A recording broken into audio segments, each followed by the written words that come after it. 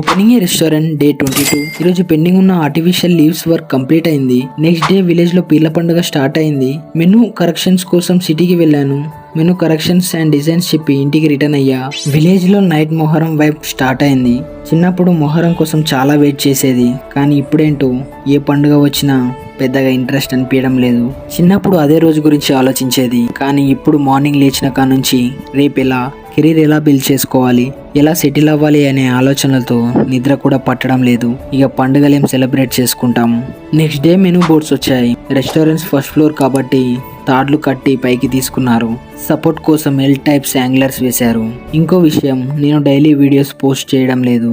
3 to 4 days ఒకేసారి పెడుతున్నా. ఎందుకంటే చిన్న చిన్న works and workers delay, some other issues వల్ల చిన్న చిన్న క్లిప్స్ గా కాకుండా 3 to 4 days ఒకేసారి వీడియో చేసి పెడుతున్నా. Hope you understand. అండ్ చాలా మంది పాజిటివ్ గా రియాక్ట్ అయితే, కొందరు మాత్రం